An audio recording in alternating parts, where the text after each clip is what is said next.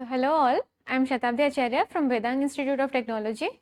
In the previous videos, we were dealing about nomenclature of functional groups. So moving ahead, what we will see till now, whatever cases we have seen was about straight chain hydrocarbons. Okay, like if the carbon atoms are connected end to end in a long chain format. But what if I try joining these two ends? Okay, there was a straight chain, I will try joining both the ends. So will not they become a ring shaped structure or ringed structure? So in this video we will be dealing about the nomenclature of ring compounds or cyclic compounds. Okay, nomenclature of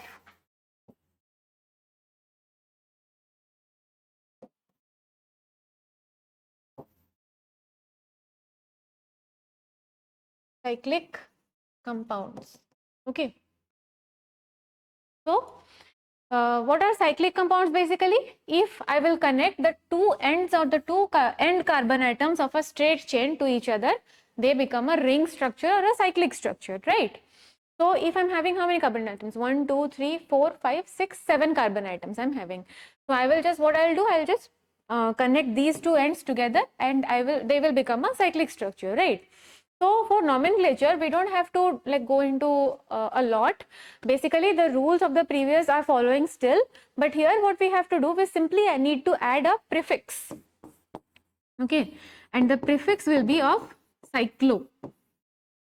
We will add the prefix cyclo and rest all other rules are same as of the straight chain hydrocarbons. Okay, so before rather than wasting much of time on this, let us move to certain examples, and by solving the examples you will be clear about the nomenclature of ring compounds or cyclic compounds. So if I'll see a question, this. So here what I have like from how I have come down to this structure. Initially I was having CH3, CH2, CH2, CH3. Okay, let me write it this way, it will be simpler for you to understand. If I'm having CH3, CH2, CH2, CH3. What I have done, I have removed one hydrogen from here and another hydrogen from here, and I have connected these two carbons end to end. Okay, CH2, CH2, CH2. And why? What is the need of removing this hydrogen atoms from these two ends? Because we already know carbon forms 4 bonds. Carbon has tetravalency. So to maintain its tetravalency, we have removed 2 hydrogen atoms from the carbon atoms, and basically we have bonded them together. So the parent compound from which it has been derived is a butane, a straight chain butane. So and for naming the ring chain hydrocarbons or the cyclic hydrocarbons, we just have to add a suffix of a prefix of cyclo. So therefore the name of the compound will come down to cyclobutane. Okay, so here what you have to do is you simply need to look at the number of carbon atoms present here.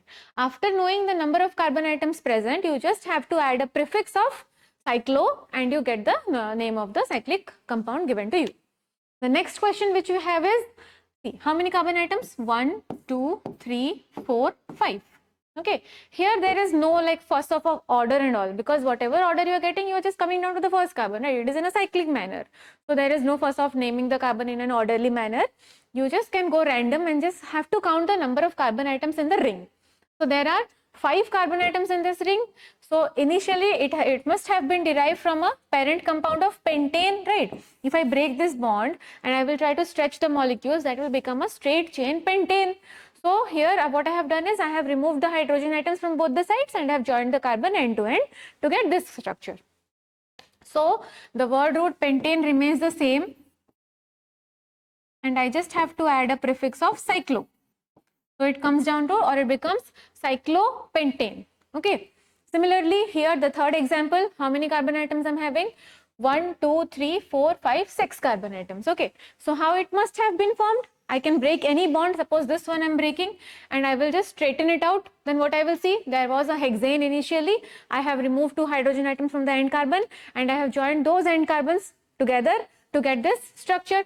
So therefore, the name hexane remains the same, intact, and a word root of sorry, a prefix of cyclo. So what I get here is cyclohexane.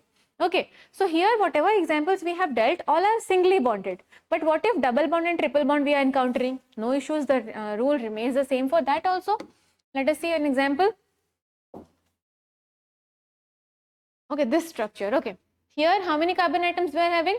1, 2, 3, 4, 5 carbon atoms we are having, and here we have a double bond. Okay, so is there any such rule like giving priority to the double bond or something? No, because it is all cyclic, it is all bonded in a cyclic manner.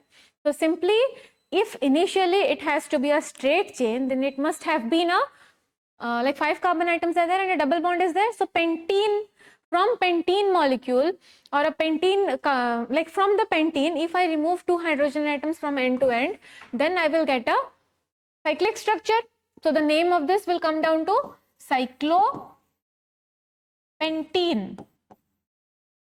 Okay, so basically what we have to understand here is the nomenclature of the compound or the naming of the compound remains the same as that of hydrocarbons. We simply need to add a suffix of, sorry, a prefix of cyclo to this. Okay, after adding a prefix of cyclo, we get our desired name of the desired cyclic compound. Okay, if I see the fifth example, how many carbon atoms I'm having? 1, 2, 3, 4, 5. Okay, here again I'm having 5 carbon atoms, but a triple bond in between them. Okay, so I'm having 5 carbon atoms with a triple bond. So initially, from what parent like compound they must have been derived? Pentyne, because 3 carbon atoms are there and it falls under the category of alkynes. So the parent hydrocarbon here must have been a pentyne, but I have just removed the hydrogen and joined the carbon atoms end to end to get this cyclic structure. So the name of this compound becomes cyclopentine. Okay, so the name becomes cyclopentine.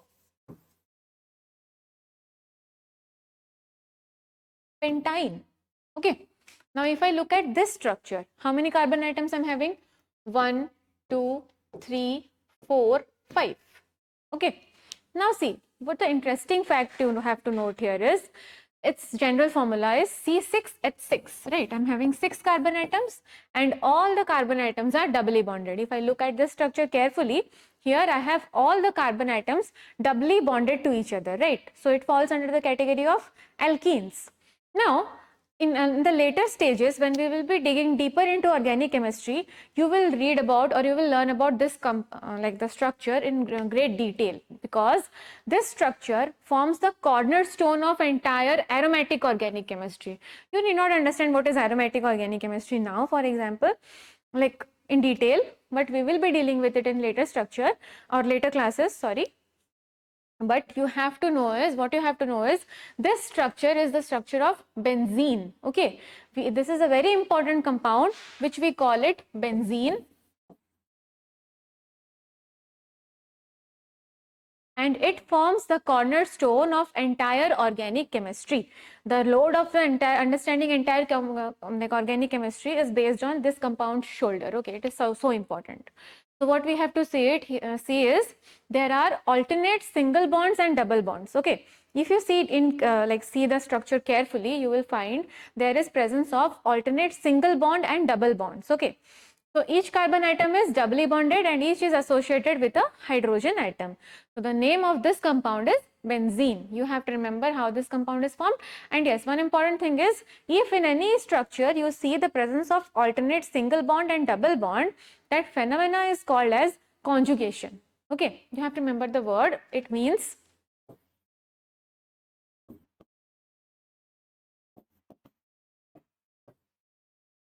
conjugation. Conjugation basically means the presence of alternate single bond and double bond. Okay, so benzene is showing conjugation, and because of its conjugation only, it shows a lot of chemical properties or very interesting properties which we will be dealing in organic chemistry further. Okay, so here we end up the naming of all the cyclic hydrocarbons, and probably we have touched all the cases of nomenclature here. So we will move ahead and see a very interesting case which we call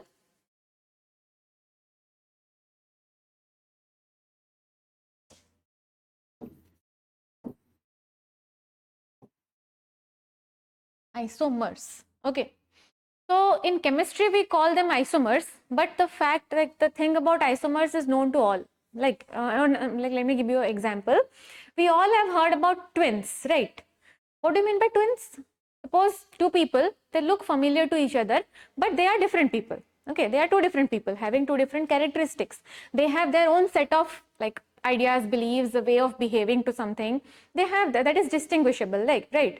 The two persons, they look familiar, although they look similar, but they are not same. Okay, they have different properties. Okay, so those twins in chemistry, we call them isomers. Okay, so what are isomers? The compounds having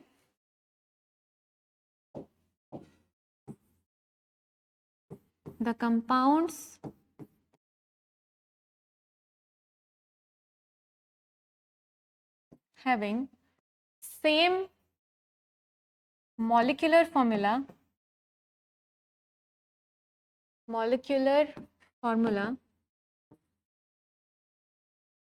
but different structural formula or different structure and names also. Okay, fair enough. If there are two twins, are they given the same name? No, they are having different names. They are having each names of their own. So same is the case of organic compounds. If they are twins, if the organic compounds are twins, then those twins must have different names also. So isomers are those compounds having same molecular formula but different structural formula. Okay, they basically they differ in their structure. And what does structure means? The arrangement of carbon atoms. Okay, the arrangement of carbon atoms will be different in these isomers. Okay, so for example, let's see. Basically here you have to apply permutation combination. You have to see different ways in which you can arrange carbon atoms around one another. Okay, so if I see methane, for example, I'm seeing methane. So methane has only one carbon atom. So how you will arrange? What are the different ways you can arrange the carbon atoms? Right, there are no ways. So basically I can say methane has no isomers. Okay, in the second compound I'm saying ethane. The next compound I'll be coming down to is ethane. In ethane, how many carbon atoms are there? 2. So 2 carbon atoms also, I'm not getting any like special way of arranging or different ways of arranging 2 carbon atoms. So basically ethane also does not have as such any isomers. Okay, if I see next is propane. Okay, if I'm coming down to propane, there are 3 carbon atoms in propane. How I will arrange the 3 carbon atoms? See, basically, however I go, let me arrange them in a straight chain, let me branch them or do whatever. I cannot exceed anything further than this. Okay, so basically propane is also not having any isomers. But the next compound or the next case, let us see that of butane. Okay, let me take the example of butane. Its formula is C4H10, CnH2n plus 2, C4H10. Okay, if somebody has given you a compound like C4H10 and somebody is asking you to draw the isomers or the different ways in which you can arrange the carbon atoms in case of butane. So let us see, are we finding any different cases? So first and foremost is, I will simply put them in a straight chain. Okay, and mind it, here I am not writing hydrogen, I am only writing the carbon skeleton, but that in no way signifies the absence of hydrogen. Even though I am not writing hydrogen, hydrogen atoms are inevitably present in the carbon chain. Okay, so if I am writing butane, first thing what I am doing is I am arranging the carbon in a straight line fashion. Next what I will do, let me see if I can do any branching also. Okay, so here this is the first case. The second one, what I am doing, I can write 3 carbon atoms like this. I'll put a branch here. Why not here? If I'll be putting a carbon here, then I will be naming from this, and that will be similar to that of the straight chain. So the next possible case which I can do is I can branch at the second carbon. Now, can I go beyond any further? If I'll be branching here, it will be similar to that of this first carbon only, the single chain only. So there is no other way by which I can arrange the carbon atoms in butane.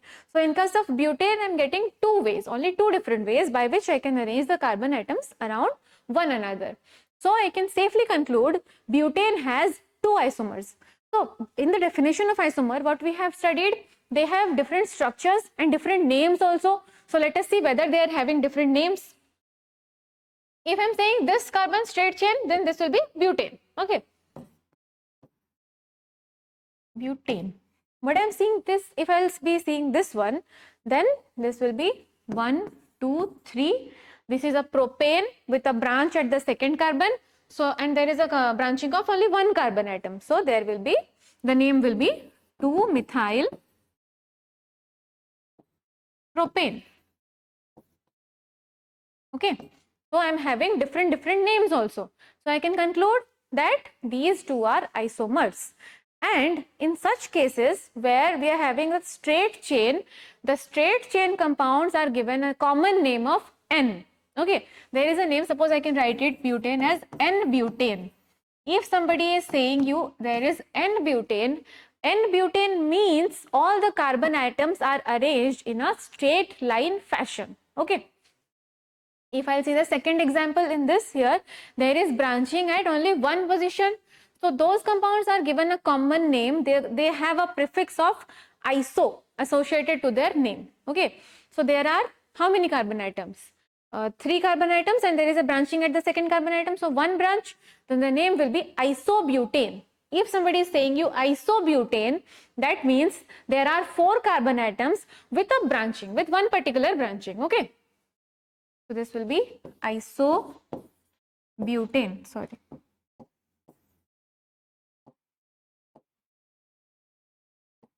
Isobutane. So the common name for the first is N-butane, the second is isobutane. Okay. Next we will move down to the next carbon atom, which is C5.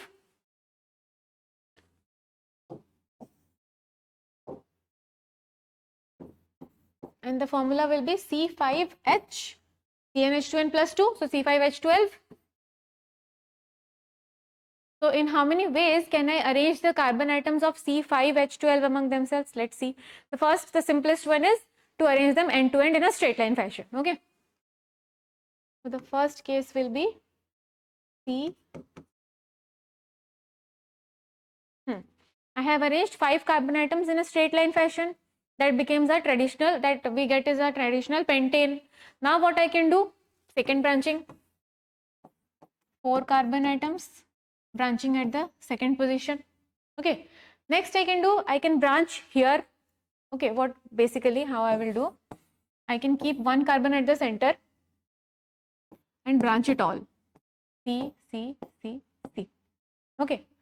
Now, if I try to fill up the hydrogen here, in both the cases, like both the carbon, it will be CH3, CH3, and others are CH2, CH2, CH2. Now let us see whether it is satisfying the formula for C5H12. Obviously 5 carbon atoms are there and number of hydrogen atom 3, 3, 6, 7, 8, 9, 10, 11, 12. Done, fair enough, it satisfies our general formula C5H12. Now if I see here, it will be CH3, CH3, CH3, CH2 and CH. Now if I count, there are 3, 3, 6, 3, 9, 10, 11, 12. Done. If I am seeing here, then this will be CH3, CH3, CH3 and CH3. Okay, so there are 4 in 4 different places hydrogens are substituted, and the middle carbon, it is already substituted in a tetravalent fashion, so it will not be having any hydrogen atom. So here also we are getting C5H12 general formula. But there are different ways in which I have arranged the atoms, right? So the first one will be pentane. The second will be 1, 2, 3, 4. It will be 2-methyl butane. If I look at the third one, there is 1, 2 and 3. There is branching at the second position. Okay. So there is branching at the second position. So I will get 2,2-dimethyl propane. Okay. It is 2, 2 dimethyl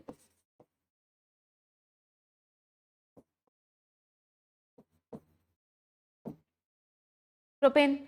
So I'm getting here with the same molecular formula, I'm getting 3 different structures. So this is a straight chain, so the name will be N-pentane. Here branching is done only at one position, so the name will be isopentane. And when there are two branching, this is a new case, when there are two branching, we give the name neopentane. Neo.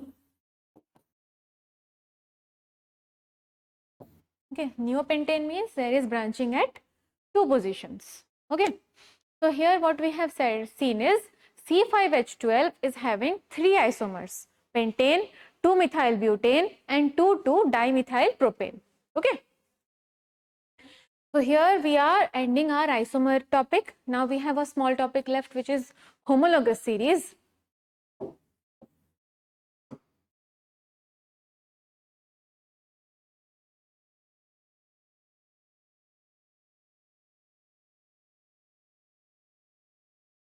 Now if we see homologous series, then what do we mean by homologous series? It means the subsequent members of this, like the elements which belong to one particular family, right? So the subsequent members of the homologous series, they will be differing among themselves by a CH2 group. So if I see alkane, alkene and alkyne, we have already seen they were differing by a CH2 group, the subsequent members. Okay. So if I see functional group, suppose CH3, Cl. Okay. The next will be the second carbon atom, that means CH3, CH2, Cl. Further, I will just add one CH2 group and I can increase the members of this homologous series. I can get a lot of members of this homologous series.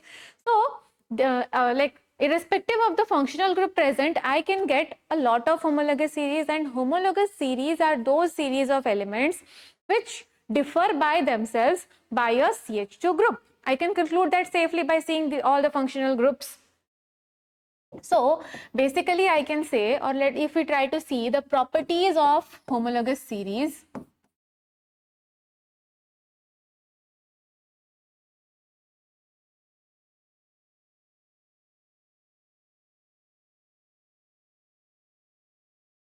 if I see the properties of homologous series, then the first property which I will get is all the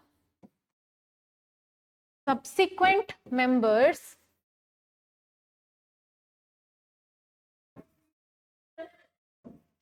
differ by a CH2 group. Okay, all the subsequent members that differ by a CH2 group. Now if I see, I can say, if I try to find out the molecular formula of CH2, 1 carbon, 2 hydrogen. The mass of carbon atom is the 12 plus hydrogen atom is 1 each. There are 2 hydrogen atoms, so 2, that is 14 AMU. So I can say all the subsequent members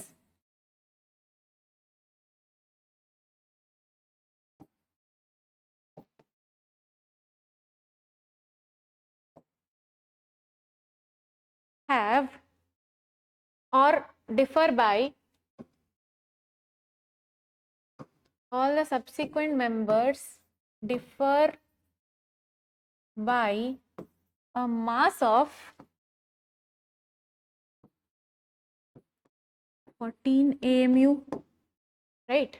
Now the next point I can see is, okay, as they're having the same functional groups, okay, basically their physical properties will be, and the chemical properties are decided by the functional groups only. So I can say they have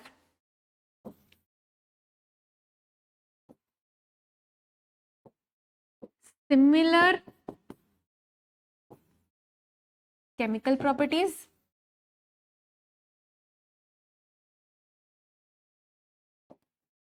but the physical properties like boiling point, melting point, these all are defined by the number of carbon atoms. Okay, so they have similar chemical properties but different